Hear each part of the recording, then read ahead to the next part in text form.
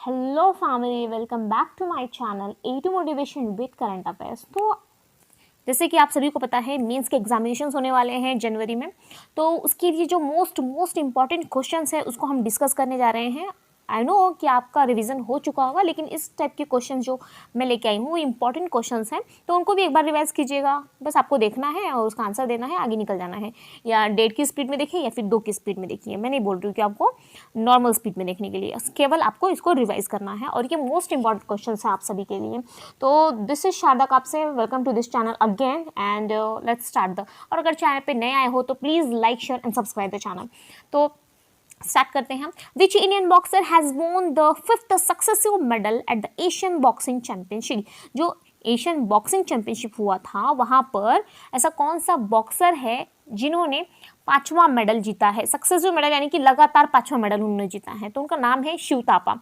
Extra fact है वहाँ पे मैंने मेंशन कर दिए हैं, क्योंकि एग्जामिनेशन में घुमा फिरा के क्वेश्चंस पूछे जाते हैं। डायरेक्टली आपको क्वेश्चंस नहीं बनेंगे, बहुत बार डायरेक्टली भी बनते हैं और इनडायरेक्टली ज़्यादातर पूछे जाते हैं। तो शिव थापा के बारे में उनका जो एक्स्ट्रा फैक्ट है वो भी जान लेंगे कि पूछ लिया जाएगा कि वो कौन सी, उनकी नेशनलिटी क्या है। ऑब्वियसली वो इंडियन है। उसके बाद वो कहाँ से बिलोंग करते हैं, वो कौन से स्पोर्ट्स से बिलोंग करते हैं, समथिंग ऐसे पूछा जा सकता है, इसलिए मैंने ये मेंशन कर दिए हैं। तो बॉर्न इन गुवाहाटी आसाम इन 1993, और आसाम की जो कैपिटल है गुवाहाटी है।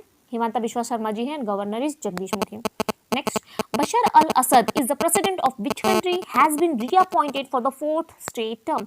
तो बशर अल असद जी को प्रेसिडेंट चुना गया है कंट्री का, वो भी लगातार चौथी बार उनको क्या किया गया, प्रेसिडेंट चुना गया है, फिर से अपॉइंट किया गया है। तो वो सीरिया के प्रेसिडेंट बने हैं बशर अल असद। ये बहुत मोस्ट इंपॉर्टेंट क्वेश्चन है, IMP क्वेश्चन है, प्लीज़ इसको रिवाइज जरूर कीजिएगा।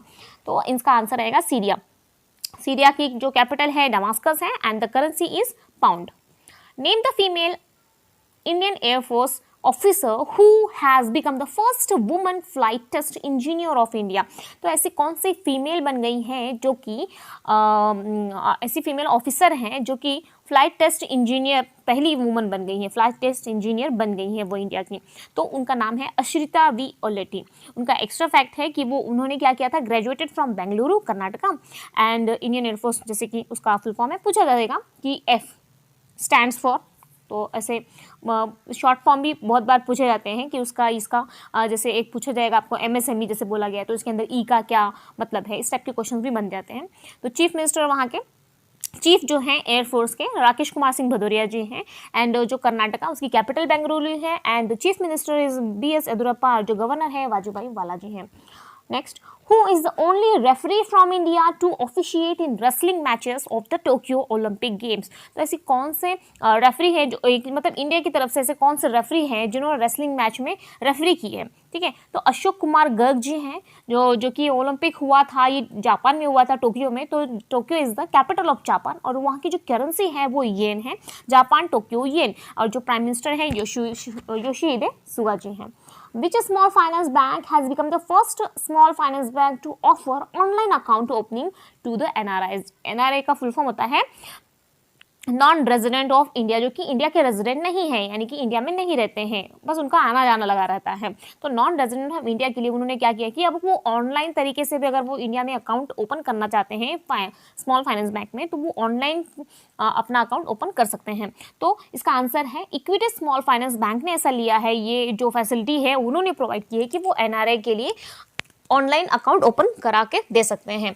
ये जो फाउंड हुआ था वो 2016 में फाउंड हुआ था। Headquarter is in Chennai and the MD and CEO is Vasudevan PN। Next, TRIFED has collaborated with NITI Aayog. NITI Aayog जो कि प्लानिंग कमीशन जिसको पहले बोला जाता था, उसको भी फिलहाल के लिए नीति आयोग उसका रीनेम कर दिया गया है। पहले प्लानिंग कमीशन बोला जाता था, अभी नीति आयोग मतलब चेंज कर दिया गया है उसको। टू इम्प्लीमेंट द वन धन योजना scheme in the tribal aspirational district identified by NITI Aayog. How many tribal aspirational district are there presently?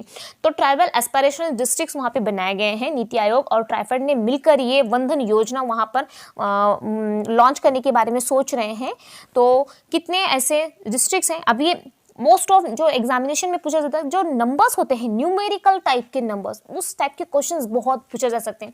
जैसे पूछा जाएगा कि किसी एक स्कीम के लिए कितना अमाउंट लोकेट किया है, जैसे कि जनधन योजना हो गया, उसमें कितने अकाउंट अभी तक हो गए हैं, या फिर जो हमारा रेपो रेट से रिलेटेड क्वेश्चंस हो गए, या फिर जो इन्फ्लेशन रेट है, यानी कि जो रेट से रिलेटेड होते हैं ना क्वेश्चंस, जैसे अमाउंट से रिलेटेड, नंबर से रिलेटेड, तो उस टाइप के क्वेश्चंस बहुत बनते हैं एग्जामिनेशन में। तो जैसे यहाँ पे नंबर आया है, एस्पायरेशनल डिस्ट्रिक्ट्स कितने बने हैं, 39 बने हैं, तो इस टाइप के क्वेश्चन ये पूछा जा सकता है ना, पूछेगा डेफिनेटली। तो ट्राइफेड, ट्राइफेड का यहाँ पे फुल फॉर्म दिया है, जैसे ट्राइफेड का भी जैसे मैंने अभी बताया, तो पूछा जाएगा कि ई स्टैंड्स फॉर विच, तो ऑप्शंस दे दिए जाएंगे, उसमें आपको करेक्ट जो है वो आंसर फाइंड करना है, उस पर टिक करना है। तो ट्राइफेड का क्या है, tribal cooperative marketing development federation of India limited, ये ट्राइफेड का फुल फॉर्म है। तो नीति आयोग का, नीति आयोग के जो चेयरमैन है हमारे प्राइम मिनिस्टर नरेंद्र मोदी जी होते हैं, जो भी प्राइम मिनिस्टर होंगे वही होंगे नीति आयोग के chairman. Vice chairman is Rajiv Kumar, and जो सीईओ है, चीफ एग्जीक्यूटिव ऑफिसर हैं, वो कौन है, अमिताभ कांत जी हैं। The Amnesty International Day is observed on which day, तो एमनेस्टी इंटरनेशनल डे ये कब ऑब्जर्व किया जाता है, 28 मई को ऑब्जर्व किया जाता है, और ये फाउंड हुआ था 1961 में, जो कि लंदन में हुआ था। Who is the author of the book titled 7th lesson from Everest expedition learnings from life and business, तो ये जो बुक है हमारी 7 लेसन्स फ्रॉम एवरेस्ट एक्सपेडिशन, ये बुक का नाम है, तो इसके ऑथर कौन है, तो आदित्य गुप्ता। 7 लेसन, बस शॉर्ट फॉर्म में आप इतना याद करने की जरूरत नहीं है, आदित्य गुप्ता 7 लेसन, आदित्य गुप्ता ने 7 लेसन याद कर लिया, ऐसा समथिंग कुछ तो ट्रिक बना के आप इसको याद कर सकते हो, ठीक है। Aditya Gupta 7 lessons. The international day of United nation piece keeper is observed on which day, okay, तो इंटरनेशनल डे जो यूनाइटेड नेशंस का पीस कीपर का डे है वो कब मनाया जाता है, तो 29 मई को मनाया जाता है। इसका जो थीम है, the road to a lasting peace, leveraging the power of youth for peace and security. Which Indian bank has joined hands with NPCI to link its digital wallet pocket with UPI ID? तो UPI जैसे कि आपको पता है unified payment interface, उसका full form होता है, पूछ लिया जाएगा, ठीक है, यूनिफाइड पेमेंट इंटरफेस इसका फुल फॉर्म होता है। तो जो एनपीसीआई है, national payment corporation of India, NPCI का फुल फॉर्म होता है national payment corporation of India. तो इसके जो हेड है अभी एमडीएनसीओ जो है दिलीप असवी जी हैं। तो ऐसा इंडियन कौन सा इंडियन बैंक है जिन्होंने एनपीसीआई के साथ में मिल करके डिजिटल वॉलेट बनाना चाह रहा है, something like that, digital wallet, link it's digital wallet pocket with UPI ID. तो क्या करना है, डिजिटल वॉलेट यानी कि डिजिटली वे से आप अपना वॉलेट पॉकेट बना सकते हो, इस टाइप का कुछ यहाँ पर है। तो आईसीसीआई बैंक और एनपीसीआई दोनों मिलकर ये काम करने वाले हैं, डिजिटल पॉकेट, आईपीसीआई और एनपीसीआई, आईसीआईसीआई और एनपीसीआई, आईसीआईसीआई और एनपीसीआई डिजिटल वॉलेट। तो एक्स्ट्रा फैक्ट क्या है, वही यूपीआई का ऑलरेडी मैंने बता दिया है, यूनिफाइड पेमेंट इंटरफेस। आईसीसीआई जो हेड है, हेडक्वार्टर है वो मुंबई में है, चेयरमैन गिरीश चंद्र चतुर्वेदी जी हैं, एमडी सीईओ है संदीप बख्शी, एंड जो एनपीसीआई ये भी मैंने बता दिया है, एमडी सीईओ दिलीप असबे जी, ये फाउंड हुआ था 2008 में। Name the woman mountaineer who has created a record of the world's fastest ascent of Everest. तो ऐसी कौन सी वुमन है जिन्होंने एक वर्ल्ड रिकॉर्ड बना दिया है, जो कि फास्टेस्ट एसेंट ऑफ एवरेस्ट, यानी कि बहुत शॉर्ट टाइम में उन्होंने जल्दी मतलब कम से कम समय लिया है उन्होंने, अभी तक जिन्होंने समय लिया था उससे भी कम समय में उन्होंने पूरा एवरेस्ट की चढ़ाई की है, उसको चढ़ाई करने के लिए बहुत कम समय लिया है, तो ये एक वर्ल्ड रिकॉर्ड बन गया है। तो त्सांग यिंग हुंग, अब ये त्सांग यिंग हुंग हांग ऐसे कुछ ऐसे नाम होते हैं जिसको देख के आपको पता चल जाएगा कि ये चाइना से बिलोंग करते हैं, क्योंकि चाइनीज के लोग ही ऐसे लिंग लुंग पोंग ऐसे टाइप के नाम होते हैं। तो मतलब कुछ क्लू टाइप में, तो ये कहाँ, इनकी नेशनलिटी कहाँ है पूछी जाएगी कि ये पर्सन है सांग यिंग हुंग, उन्होंने चढ़ाई की है, इनका वर्ल्ड रिकॉर्ड बना लिया है, तो ये कौन सी कंट्री से बिलोंग करती है, या फिर जो जिस कंट्री से बिलोंग करती है तो उसकी कैपिटल क्या है, इस टाइप के घुमा फिरा के क्वेश्चन पूछ लिए जाएंगे आपको।